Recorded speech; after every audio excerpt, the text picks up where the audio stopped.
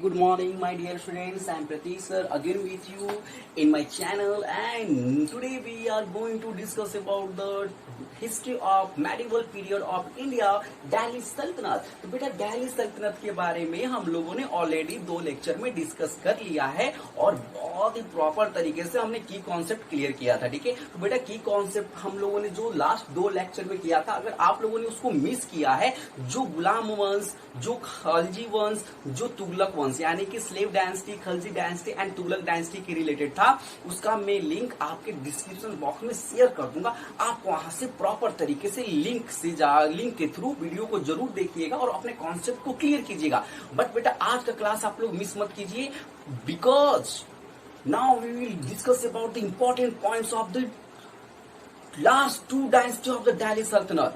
The second last dynasty was Syed dynasty and the last dynasty of the Delhi सल्तनत was Lodhi dynasty. तो बेटा अब हम बात करते हैं सैयद डायनेस्टी की। तो सैयद डायनेस्टी की जो हमारे पास रूलिंग पीरियड थी वो 1414 से 51 तक थी, and the founder of the Sayyid dynasty जो था उसका नाम था खिज्र खां। खिज्र खां तैमूर के शासक की सहायता से दिल्ली सल्तनत में सैयद डायनेस्टी को स्टेबलाइज किया था, and he was the first Muslim in the category of the Muslim religion.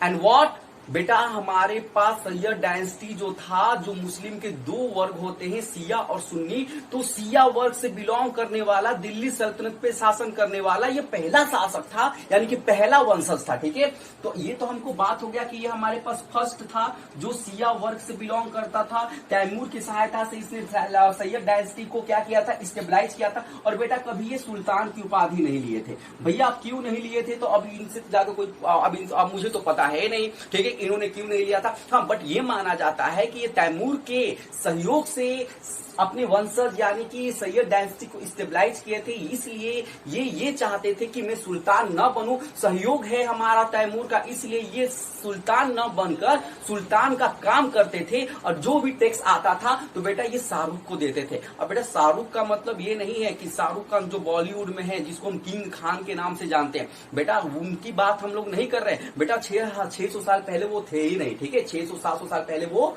नहीं थे। हम लोग बात कर रहे हैं तैमूर के शासक शाहरुख थे। तो शाहरुख को ये क्या करते थे, टैक्स देते थे गिफ्ट के रूप में, क्योंकि उन्होंने सैयद डायनेस्टी को स्थापित करने में खिज्र खां की मदद किया था। Is it clear? तो बेटा अब हमारे पास ये जब सैयद डायनेस्टी के खिज्र खां की बात आ जाती है, इनके टाइम पीरियड को भी हम जानते हैं, तो इसके बाद हम बात करते हैं कि जो सेकेंड रूलर है हमारे पास सैयद डायनेस्टी के, ठीक है, उनके बारे में। तो सेकेंड रूलर हमारे पास कौन होते हैं बेटा, तो सेकेंड रूलर है हमारे पास मुबारक खान। मुबारक खान हमारे पास इसका टाइम पीरियड क्या है, तो 1421 से लेकर इनका टाइम पीरियड है 34 तक। और जो हमारे पास खिज्र खां था उसका टाइम पीरियड था आपका बेटा, वो था 1414 से लेके 21 तक, 21 से लेके 34 तक था मुबारक खान, जिसको हम मुबारक शाह के नाम से भी जानते हैं। तो मुबारक शाह के बारे में बेटा हमको 2 पॉइंट बहुत जबरदस्त याद रखनी है कि जो हमारे पास मुबारकबाद शहर है, मुबारकबाद शहर उसको किसने स्थापित किया था, तो यही महान जो हमारे पास इंसान है जिनको हम मुबारक शाह के नाम से जानते हैं, उन्होंने मुबारकबाद को स्थापित किया था। ये क्वेश्चन आता है। ठीक है, और दूसरा हमारे पास क्या है, तो बेटा इन्होंने एक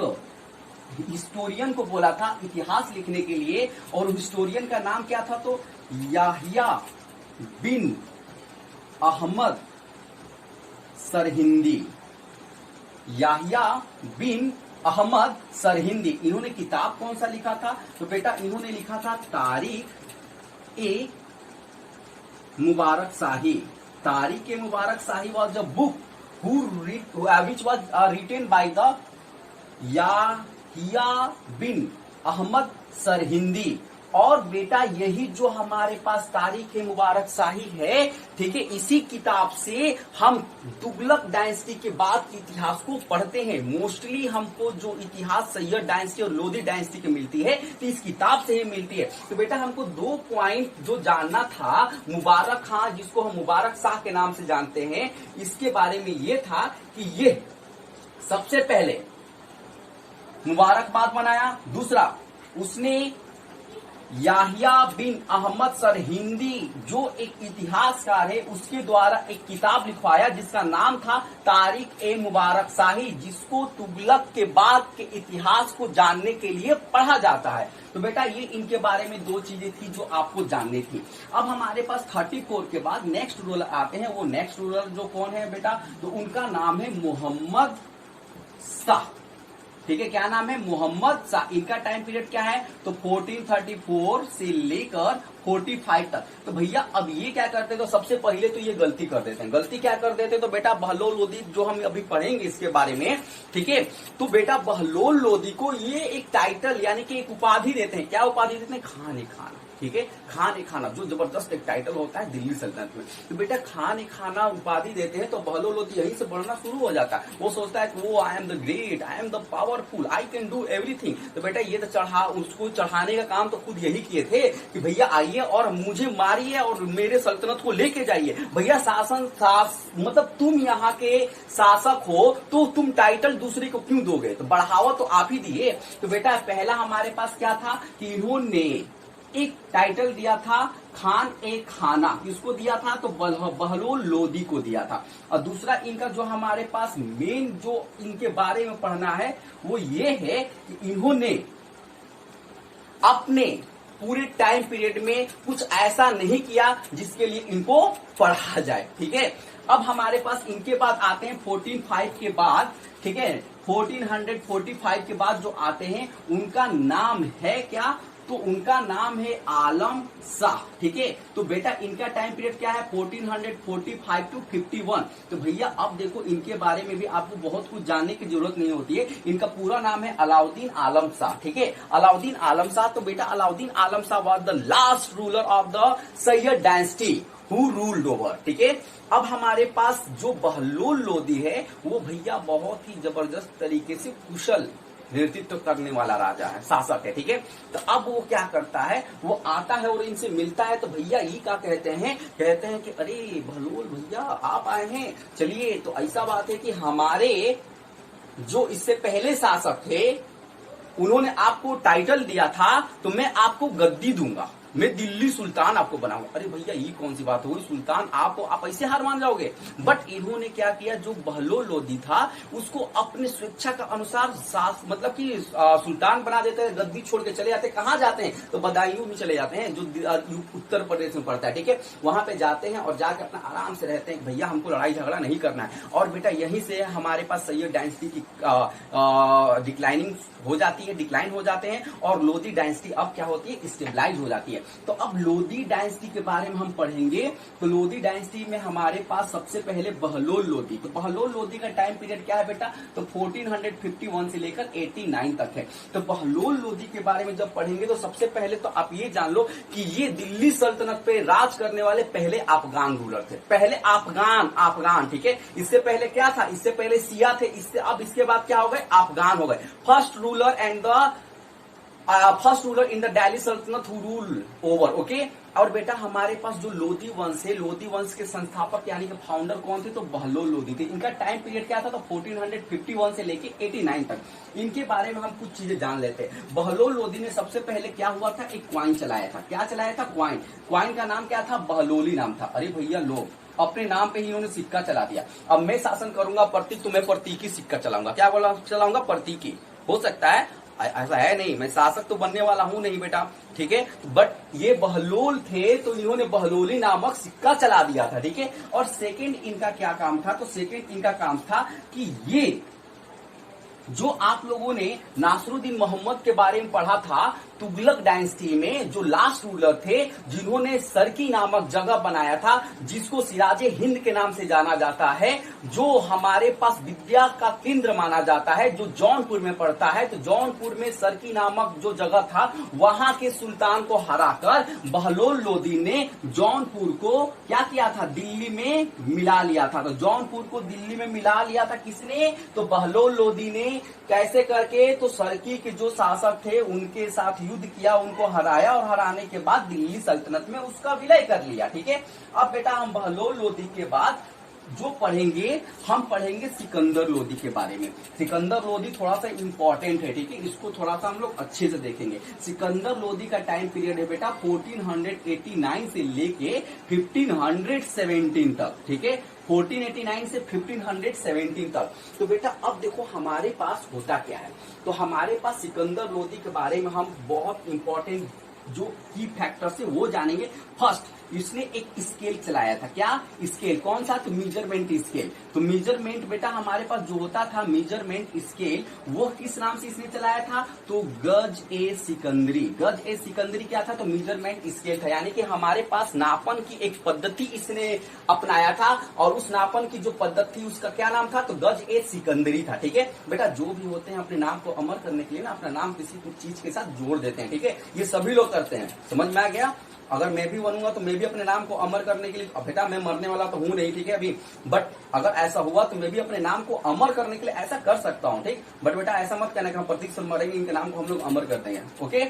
अब देखो दूसरा जो इंपॉर्टेंट पॉइंट है, दूसरा इंपॉर्टेंट पॉइंट जो हमको बात करना है वो ये है कि बेटा हमारे पास 1504 में आप सभी लोग ताजमहल जाते हैं ना घूमने के लिए, ठीक है, कहाँ पड़ता है? आगरा में। आगरा जो शहर है किसने बसाया था? तो बेटा वो यही महान शासक है सिकंदर लोदी ने बसाया था।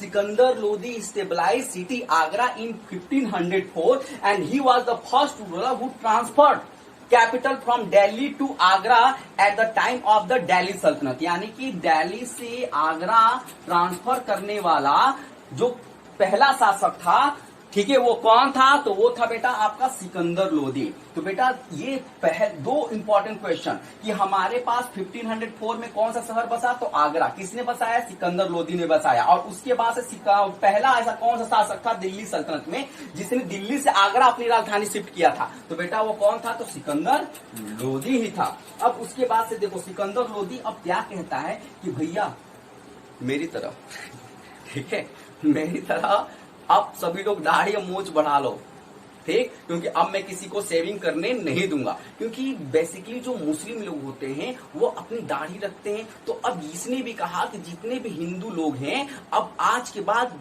दाढ़ी नहीं बनाएंगे, they did not shave their beard, okay. तो इसने दाढ़ी न बनवाने का एक नियम कानून अपने ही शासनकाल में लगा दिया था जो हिंदुओं के लिए था, ठीक है। अब हमारे पास देखो भैया अब सब इसके शासनकाल में सब दाढ़ी बड़ा कर करके घूम रहे हैं, मतलब उस समय केजीएफ, सभी लोग केजीएफ थे। क्या थे? केजीएफ थे, ठीक है। केजीएफ को जानते हो ना, जबरदस्त तरीके का वो उसका मतलब बियर्ड है, मतलब जबरदस्त मस्टेज बियर्ड जबरदस्त है। तो उस तरह से सब केजीएफ बन के घूम रहे थे भैया, केजीएफ बन के घूम रहे थे। तो सिकंदर को लगा भाई भैया ये कौन, मतलब ये कौन सा दुनिया हो रहा है, ठीक है। तो ये सब चीजें मैं बता रहा हूँ कॉन्सेप्ट क्लियर कराने के लिए कि दाढ़ी न बनवाने की प्रथा किसने शुरू किया? तो बेटा सिकंदर लोदी ने किया था। कब किया था? तो अपने शासनकाल में किया था। अब बेटा हमारे पास ये बहुत ही अच्छे कवि थे, ये पोयम लिखते थे, किसमें? तो फारसी में लिखते थे। तो बेटा इनकी पोयम का जो कलेक्शन है वो गुल रुखी नामक किताब से मिलती है। गुल रुखी किताब जो है वह आपका सिकंदर लोदी के द्वारा कंपोज किया हुआ किताब है, जिसमें वो फारसी में पोयम को लिखा करता था। अब बेटा अब उसके बारे में और जाने तो फरहंगे सिकंदरी, इसने एक किताब लिखी फरहंगे सिकंदरी, और दूसरा लिखा था लज्जत ए सिकंदर शाही। तो बेटा अब हमारे पास क्या है? तो फरहंगे ए सिकंदरी में क्या था? तो फरहंगे ए सिकंदरी में बेटा आयुर्वेद के बारे में इसने फारसी में ट्रांसलेट करवाया था और वो किताब लिखवाया था। उस किताब को कहा गया फरहंगे सिकंदरी। और हमारे पास उस समय गान नृत्य के लिए, यानी कि हमारे पास आर्ट्स के लिए जो किताब लिखवाया गया था उसका नाम था आपका लज्जत ए सिकंदर शाही। तो बेटा ये हमारे पास कौन थे? तो सिकंदर लोदी थे, जिनके बारे में हमको जानना था। ये इनकी कुछ महान कृतियां थी। तो बेटा सिकंदर लोदी कौन थे? जिन्होंने सबको केजीएफ बना दिया था। Sikandar Lodi was the ruler who made everyone KGF including Muslim and Hindu, all the religious religion, ठीक है, यानी कि सभी धर्म से बिलोंग करने वाले सभी लोगों को इसने केजीएफ बना दिया था, ठीक है। चलो अब इसके बारे में आप ज्यादा बात नहीं करना है। नेक्स्ट है बेटा आपका इब्राहिम लोदी। तो बेटा इब्राहिम लोदी का टाइम पीरियड क्या है, तो 1517 से लेके 26 तक था। तो बेटा इसके बारे में आपको दो चीज जाना है, ठीक है। पहला आपका क्या था, तो बेटा हमारे पास जिस समय ये गद्दी पर बैठा उसी समय हमारे पास एक बहुत जबरदस्त राजपूत शासक थे जिनका नाम था राणा सांगा। राणा सांगा के चेहरों पे 100 से ज्यादा कट थे जो उसने सिर्फ युद्ध में लिया था। चेहरा ही देख के लोग घबरा जाते थे उनका, अरे भाई ये कौन है। और युद्ध तो लड़ने की बात ही कुछ दूर की थी, ठीक है। हम अभी 98 के युद्ध के बारे में पढ़ेंगे मुगल डायनेस्टी में, जिसमें बाबर उसके साथ मिलता है। तो उस युद्ध में जबरदस्त तरीके से एक दूसरे के ऊपर प्रहार होता है और राणा सांगा जबरदस्त तरीके से वार करता है। बट होता है ना, किस्मत साथ नहीं देता है, तो किस्मत उसका साथ नहीं देता है और वो युद्ध हार जाता है। बट अभी हम देखते हैं कि खतौनी की युद्ध होती है। क्या होती है, खतौनी की युद्ध होती है। किसके बीच में, तो इब्राहिम लोदी प्लस राणा सांगा। इसमें जीतता कौन है, राणा सांगा। इब्राहिम लोदी हार जाता है। बट हमारे पास राणा सांगा हरा के उसके बाद कहता है कि भैया चलो ठीक है तुम शासन करो, लेकिन हमको परेशान अब नहीं करना। हमारे आसपास के जो भी लोग हैं उनको परेशान करने की जरूरत नहीं है। अब इब्राहिम लोदी कहता है ठीक है भैया राणा सांगा मैं ऐसा ही करूंगा, ठीक है। अब हमारे पास जो लास्ट इसका जो होता है, दो ही युद्ध तो करता ही हमारे पास इब्राहिम लोदी, एक खतौनी का, एक होता है Panipat first battle of Panipat. तो फर्स्ट बैटल ऑफ पानीपत होता है बेटा, तो ये हमारे पास किसके बीच होता है, तो बाबर और इब्राहिम लोदी के बीच में। अब बेटा इस यहां से ये इंपॉर्टेंट बैटल है। पानीपत का जो पहला हमारे पास युद्ध होता है वो बाबर और इब्राहिम लोदी के बीच में होता है। और पानीपत का पहला युद्ध होता है जिसमें कोई शासक यानी कि दिल्ली सल्तनत पे शासन करने वाला कोई सुल्तान युद्ध में मारा जाए, ये पहला युद्ध होता है, ठीक है। तो बेटा यही से दिल्ली सल्तनत खत्म हो जाती है और मुगल डायनेस्टी स्टेबलाइज हो जाती है, यानी कि इंट्रोड्यूस हो जाती है इंडिया के अंदर। तो बेटा इब्राहिम लोदी युद्ध में मारे जाने वाला पहला दिल्ली सल्तनत के शासकों में पहला था। और ये पहला पानीपत का पहला युद्ध था जिसमें कोई दिल्ली सल्तनत का शासक मारा जाता है। तो बेटा अब आपको ये कॉन्सेप्ट क्लियर हो गया होगा। सारे दिल्ली सल्तनत के जितने भी रूलर के की कॉन्सेप्ट हैं वो मैंने आपको बता दिया था। I hope you enjoyed my class very much, ठीक है। तो बेटा इस वीडियो को देख के आप कमेंट सेक्शन में जरूर बताना कि आपका कॉन्सेप्ट क्लियर हुआ कि नहीं हुआ। Thank you, have a nice day. और बेटा चैनल को लाइक सब्सक्राइब जरूर कर देना। Okay bye bye, take care.